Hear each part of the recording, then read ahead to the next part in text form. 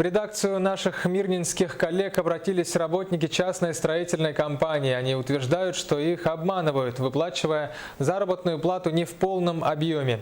Хозяин фирмы после разговора с журналистами заверил, что в установленный срок рассчитается со всеми работниками. Однако вскоре строители вновь пожаловались на невыплаты. Съемочная группа выехала на объект, чтобы разобраться в этой ситуации, рассказывает Роман Муконин. Не так давно во время прямого эфира с Владимиром Путиным прогремело дело о рыбзаводе на Сахалине, где месяцами использовали труд людей, выплачивая минимальную заработную плату. Подобные ситуации происходят в каждом регионе нашей страны, и Мирный не стал исключением. В редакцию «Алмазного края» обратились работники московской строительной фирмы «Креатив», выполняющей подряды на одном из строящихся жилых объектов города.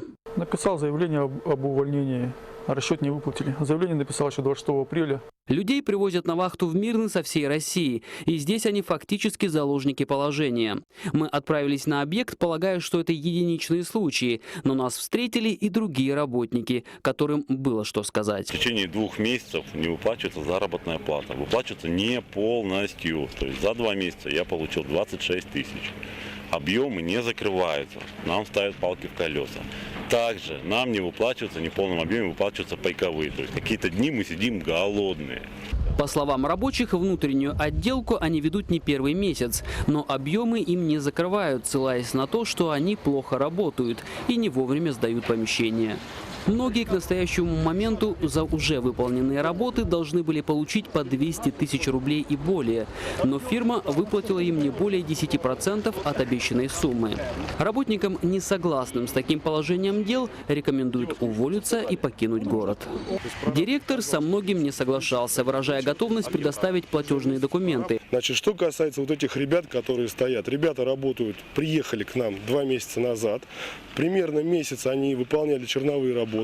И вот уже ровно месяц они ходят, оббивают пороги прокуратуры. Рабочие обратились с коллективным заявлением в прокуратуру, но пока особых претензий у надзорного органа к директору фирмы нет.